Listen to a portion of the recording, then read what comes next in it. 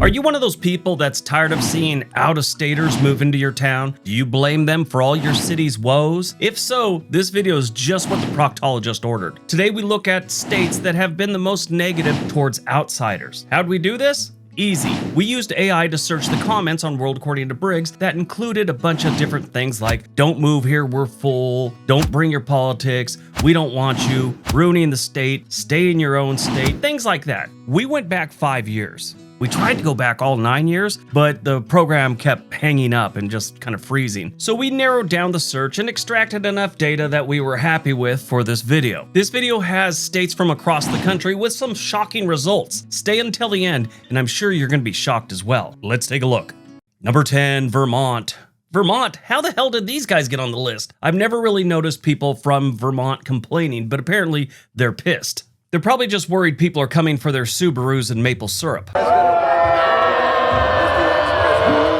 What's really strange about this one is the people are complaining, but Vermont actually paid people to move there through different relocation incentives, while also dealing with a tight housing market. That's how you get locals saying, we need workers, and why are all these workers here, in the same breath. VT Digger, or Vermont Digger, reported that Vermont reauthorized millions for the Move to Vermont incentive despite housing concerns. Other than winter, I think Vermont is a great state to live in for most people, if you got some extra money. What's extra strange about this is, over the last 3 decades, their population growth has slowed down. Back in the 70s and 80s, they grew by 14 and 15%, and then in the 90s, 10%, and then since 2000, it's been 8.2%, then 2.8%, in 2010, and 2020 it was 2.8% again. And from 2020 to 2025, it's only grown by 0.2%. That's not a lot of growth, but they're still complaining about it, I guess. In the last 5 years, they had 763 comments related to not wanting people to move to Vermont. Donald said, we get too many New Yorkers that watched Newhart and think that they should open a bed and breakfast here. Do that shit in Maine, please. Number 9, Colorado. Colorado absolutely belongs on this list. For years, locals complained about Californians, Texans, remote workers, ski town money, Denver sprawl, traffic, and people moving there for the mountains while pricing out the people who already lived near them. When I first started this channel, that was the first state I noticed we used to get a lot of that from. And it was always, don't move here, we're full. That seemed to be the thing that they always wanted to say. And this is honestly the first one I noticed way back when. Colorado's popularity has cooled in recent years, but resentment from the boom years still is baked into the state like a $29 mountain town burrito. I do get this one though. Colorado used to be kind of that escape, and it was kind of Western, but it was also kind of modern.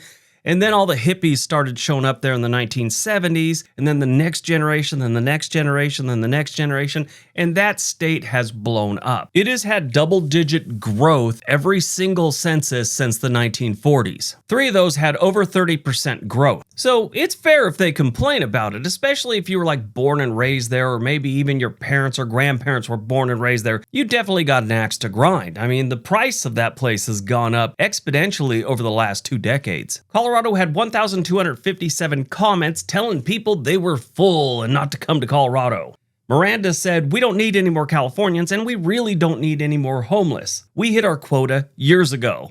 Number 8, Arizona. Yeah, I could see this one. Arizona has been getting flooded, especially with Californians, over the last 2 or 3 decades. I know a few. They grew up in Southern California with me in Torrance and Redondo, and as they retired, we're going to Arizona. But Arizona locals love blaming Californians, retirees, snowbirds, investors, and basically anyone who discovered air conditioning after 2018. And the complaints are the standard boilerplate complaints. Housing prices, traffic, water, and newcomers acting like they personally invested in Scottsdale. The real concern has been the water. They get most of their water from the Colorado River, and they've been getting cuts, and they're still growing because Colorado River's kind of drying up, so they're making them cut back, and you've got a state, and especially the Phoenix and Tucson area, that are continually growing. They need more water for that. Well, it's gotten so bad, they may start buying water from San Diego because they have this fancy desalinization plant in Carlsbad, which is near San Diego, that is turning ocean water into drinking water. Well, that Carlsbad plant is working so well, Arizona's all, why don't we pick up some of the tab for the process and you give us some of your rights to the Colorado River? Then Nevada was like, hey, we want a piece of that too, so now they're working on on a deal. Should be very interesting. But Arizona had 1,539 comments, and Ruben said, "The heat is terrible and we're running out of water. Maybe keep driving east and stop in Amarillo. I hear it's nice." I guess old Ruben didn't hear they're about to get more water.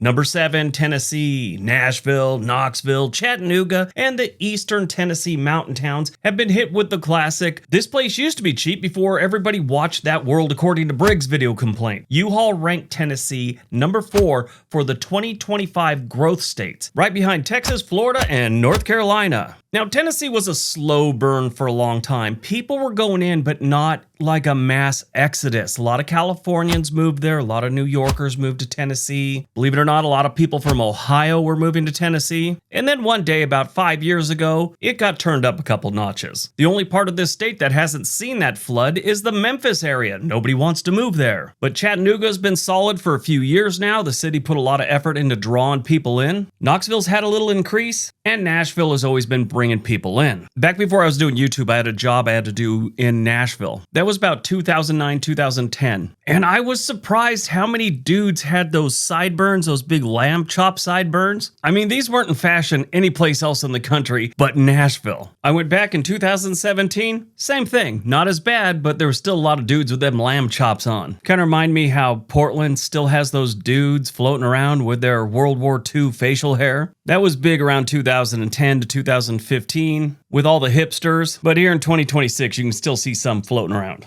Nashville got 1,702 comments. Now this is one of my favorite ones. I read it when it was posted a couple months back, and it had to be included. Clint said, "Tennessee is being ruined by over 1 million Californians moving to Tennessee every single year." So I asked him in the comment section, I'm all, "Clint, how long has this been going on?" He's all, "Over a decade." I'm all, "Clint, you think 1 million Californians have moved to Tennessee every single year over the last 10 years? He said, "Check the data yourself." So I replied back, "Clint, Tennessee only has 7 million residents." All I got back was, "You're a liar." Number 6, North Carolina. North Carolina is a state where locals complain about newcomers while another subdivision is being framed in the background. Yes, they do. They complain about it a lot lately, and this is another state that has good reason to. They have been flooded, not just with Californians, which a lot of them are doing that, but they're getting New Yorkers, they're getting Floridians, they're getting people from Michigan, Ohio, and Missouri. They're heading to North Carolina. North Carolina is the promised land right now. Raleigh, Charlotte, Asheville, Wilmington, and the mountain towns are singing the same song as Tennessee. Outsiders are changing everything. The National Association of Realtors said North Carolina led the nation in net domestic migration in 2025, with about 84,000 new residents. The one thing I did notice, a higher percentage are moving into the cities and not as much into the smaller towns as we'd see in other states. That kind of tells me they're moving there for jobs, not so much retirement. North Carolina's got jobs. They also got 1,790 comments. Now this one is great. It's from a woman named Anne, and I loved how she brings up school and has a spelling error in her comment. Here's what Anne said. "Stop moving here, making things expensive and ruining our town, highways, and schools. Move to Florida or South Carolina. We don't want your politics here." Politics? Yeah, that's weird, Anne. Number 5, Hawaii. Now, this one kind of shocks me, but it doesn't shock me at the same time, because I know Hawaiians really have had enough of the Howleys moving over there. One of my son's ex-girlfriend was Hawaiian. She used to tell us all about it. Not that she hated it or anything like that. She just said how the locals, they're really worked up about it, and used to tell us the whole thing. She was very mellow, and I don't think she really gave a shit about it, but she'd tell us the locals how they wanted it, and they didn't want any more mainlanders. Hawaii is one of the most sensitive states when it comes to newcomers because the complaint isn't just traffic got worse. It's housing, land, culture, tourism pressure, native Hawaiian displacement, and mainlanders treating the islands like a lifestyle accessory. CBS reported that native Hawaiians have been pushed out by development, tourism, and mainland influx. And of course, Lahaina residents have worried about the affluent outsiders taking over and rebuilding after the Maui fires 3 years ago. There's all kinds of conspiracies floating around about that one, like it was set on fire on purpose so these rich people could come in and just buy up the town. I don't know about them setting the fire, but I'm sure it sparked some ideas when it did catch fire. Hawaii got 2,288 comments, including this one from I-82 Night. "The locals don't want you here. Transplants have poisoned everything beyond repair. The majority of the people don't even want tourists coming here anymore. Nothing but problems." Number 4, Florida. Surprise, surprise, they're not digging everyone moving there. They like it in some cases, not always. Florida has complained about newcomers since the first New Yorker discovered shorts in January. The target are usually retirees, snowbirds, investors, New Yorkers, Californians, and anyone who moved to Florida and immediately asked why it's so humid. Florida ranked number 2 overall on U-Haul's 2025 Growth Index, though the census notes that domestic migration has cooled sharply from the massive 2022 to 2023 numbers. Yeah, they were just flooding into Florida around 22 and 23, maybe even into 24 a little bit. But 25, the numbers dropped, but they're still pulling them in at a higher amount than just about any other state. Which is great if you're a realtor, not so great if you're a local trying to buy a house that's under $400,000. JNC07 said, 2023 update, there's no cheap places in Florida. It's already ruined. Shelter in place. That was from a video that I did back in 2021. Florida had 2,719 comments telling people not to move there.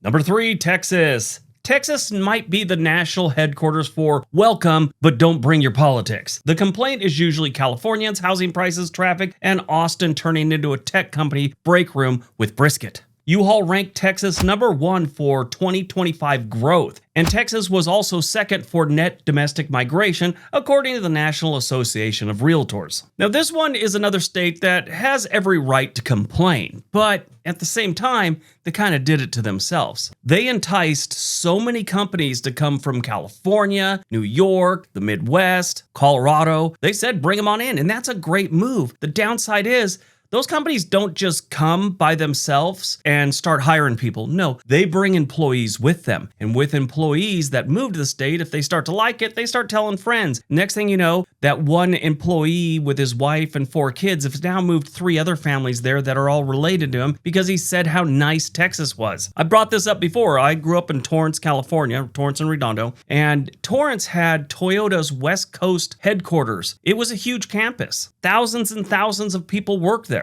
Well, they got a great tax deal from Texas to move their headquarters to Plano, Texas, and one thing led to another, and, like 10,000 people went in 2 years. Not just the employees, their families and friends that may have decided that's a good idea too. And it's not just the businesses. Texas does a lot of things the right way. Their property tax is through the roof, but everything else is kind of mellow. They have a lot of freedom. Freedom if you like guns, freedom if you like big trucks. They don't force you to have an electric vehicle if you don't want to. They've got a lot of land to build homes and communities on. And in honest reality, their cities are pretty decent. I'm not a fan of Houston, that's a personal thing, but Dallas, Fort Worth, San Antonio, Austin, they're all great places with plenty of things to do. Sure, there are some areas that have some crime, but compared to other states, they're not doing that bad. Texas had 3,362 comments. Comments telling people not to move there. Aaron said, we don't want you or your communism. Number 2, Idaho. Idaho locals have turned "we don't want Californians moving here" into a part of their daily prayer. Boise and the Treasure Valley got slammed with growth, higher home prices, and culture war panic over the last couple decades. Idaho was the second fastest growing state in 2025, according to Pew Research, and the Idaho Statesman reported that Washington actually passed California as Idaho's biggest source of newcomers since the last census. Yeah, Californians have been flooding into Idaho for decades and decades, and for a while there, they kind of accepted it. They're okay, we're sparsely populated state. And then somewhere around 2005, they'd had enough. And for good reason. Californians do move places, and like me, I sold a house in Southern California that was worth almost $1 million. For that price here in Oregon, I could probably get 3 or 4 equal homes. It wasn't that great of a house, but still. In Idaho, was even cheaper. So people come in with their big fat cash and they just sold a house for $1 million and you tell them a house is worth $300,000, they might just add an extra 20% so they can outbid everyone. For the longest time, this was exclusive to the Boise metro area. In recent years, they started discovering new towns and new cities, and that's got them shaking in their boots. Now, a long time ago, I started to notice Idaho leaving those comments. Don't move here, we're full, stuff like that. I've been noticing that for years, and I always thought Colorado and Idaho were like number 1 and 2. Colorado, we've already seen, didn't make it that far on the list, but here's Idaho at number 2. This one did not shock me. They got 3,643 comments telling people not to come there, including Kelly, who said, "We are going to add a no vacancy to our state flag. Deal with it." All right, before we get to number 1, if you're thinking about moving to a new state, there's a link for Home and Money in the description area below. They can get you in touch with a real estate agent anywhere in the country. All right, on to number 1. And number 1, Montana. Montana may be the king of newcomer resentment. The complaints are about wealthy outsiders, vacation homes, ranch land, Yellowstone cosplay, no trespassing signs, and locals getting priced out of towns their family lived in for generations.